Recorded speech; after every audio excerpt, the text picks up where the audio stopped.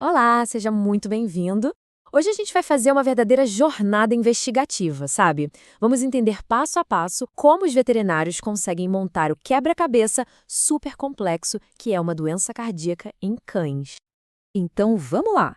Para começar, toda boa investigação, tipo filme de detetive mesmo, começa com a primeira pista. E no caso da cardiologia veterinária, essa pista quase sempre aparece em casa, com algo que o tutor percebe no dia a dia do pet. E que pista seria essa? Bom, muitas vezes é uma coisa que parece super comum, como a tosse. Sabe aquela tossinha seca? Pois é, ela pode ser o primeiro sinal de que tem algo mais sério acontecendo. Não é só um problema respiratório, não. Pode ser um alerta do coração. Além da tosse, a gente tem outros sinais de alerta importantes. Por exemplo, um cansaço que não passa, uma letargia, o cãozinho que antes era super ativo e agora só quer ficar deitado. Às vezes até desmaios, o que a gente chama de síncope. Inchaço na barriga, a famosa ascite, ou aquela falta de vontade de brincar e correr. Tudo isso são peças desse quebra-cabeça. São sinais de que, opa, o coração pode estar pedindo ajuda. E aí, com essas suspeitas, o tutor leva o cão ao veterinário. E olha que interessante, o primeiro passo na clínica não envolve nenhum aparelho super moderno. É uma boa e velha conversa. O veterinário vai coletar todo o histórico, a anamnese, e é daí que saem as informações mais valiosas para começar a investigação. E nessa conversa, uma das primeiras coisas que o veterinário vai considerar é a idade. Isso já direciona muito o pensamento. Se a gente está falando de um cãozinho jovem, um filhote, a principal suspeita vai para doenças congênitas, sabe? Aquelas que vêm de nascença. Agora, se o paciente já é um senhorzinho, um idoso, o foco muda completamente. A gente já começa a pensar nas doenças adquiridas que foram aparecendo ao longo da vida. Ok, depois de toda essa coleta de informações na conversa, aí sim a gente parte para a investigação mais mão na massa, digamos assim. É a hora do exame físico, em que o veterinário vai usar os próprios sentidos para encontrar mais evidências.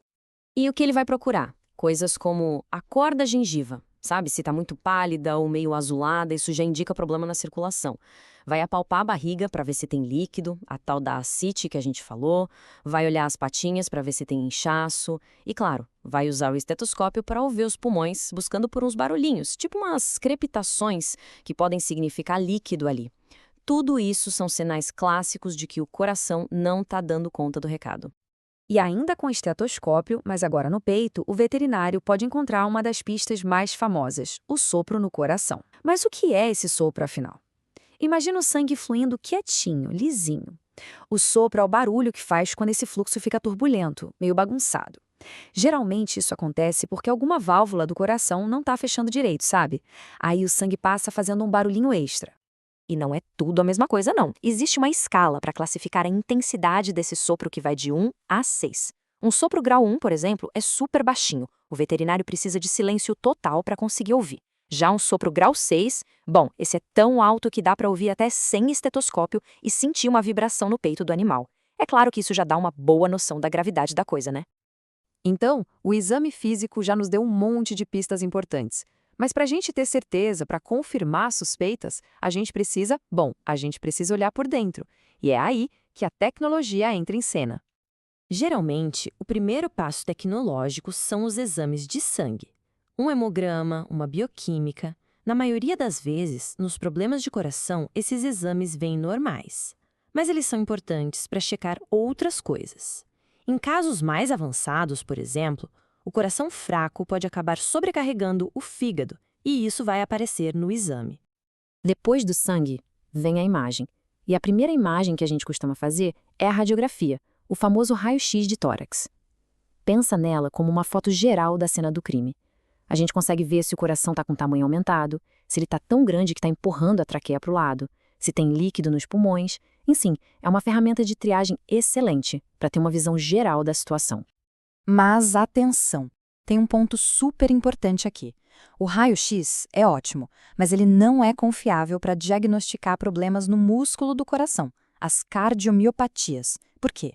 Porque ele mostra a silhueta, o contorno do coração, mas não mostra ele funcionando. A gente vê o tamanho, mas não vê a força, entende? Ok, o raio-x mostrou o tamanho. Agora a gente precisa checar a parte elétrica. Para isso, a gente usa o eletrocardiograma, o ECG. Pensa no coração como um motor. O ECG é o exame que vai ver se a ignição desse motor está no tempo certo, se não tem falha elétrica. Ele é fundamental para pegar qualquer tipo de arritmia, que é super comum quando o coração está doente.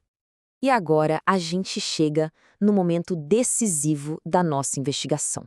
Depois de todas essas pistas, a gente vai para o exame que é considerado o padrão ouro, a ferramenta definitiva para a gente entender exatamente o que está acontecendo dentro daquele coração. Estamos falando do ecocardiograma, basicamente é uma ultrassom do coração. É um exame que não machuca, não dói e que permite ao veterinário ver o coração funcionando em tempo real. É como assistir a um filme do coração batendo, bombeando sangue, as válvulas abrindo e fechando. É fantástico. E o que a gente consegue ver nesse filme? Tudo. A gente mede o tamanho exato de cada câmara do coração, vê a espessura das paredes, se elas estão se contraindo com força ou se estão fracas. A gente vê as válvulas em detalhes, se estão fechando direitinho ou se estão deixando o sangue vazar. Lembra que o raio-x só mostrava a silhueta? Pois é, aqui no eco a gente vê a máquina funcionando por dentro. E ainda tem um plus. Dentro do ecocardiograma, a gente usa uma tecnologia chamada Doppler. Sabe o que ela faz? Ela colore o fluxo de sangue. O sangue que está indo na direção certa fica de uma cor, e o que está voltando no lugar errado fica de outra. Então, aquele sopro que o veterinário ouviu lá no começo, com o Doppler a gente vê o vazamento acontecendo colorido na tela. É a prova definitiva. Ufa, bastante coisa, né? Então agora vamos recapitular. Vamos ver como todas essas peças se encaixam para a gente finalmente chegar num diagnóstico fechado com o nome e sobrenome.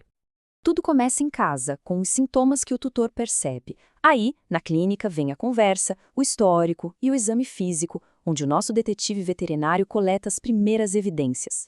Depois, o raio-x e o eletro dão um panorama geral, uma visão mais ampla.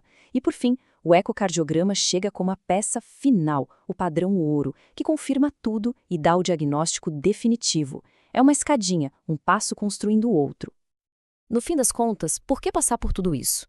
Porque cada uma dessas etapas é uma peça fundamental do quebra-cabeça. Entender esse processo todo mostra por que essa investigação completa é tão importante. É ela que garante um diagnóstico correto, que leva ao tratamento certo e, no final, é o que vai definir a qualidade de vida e o futuro daquele animalzinho.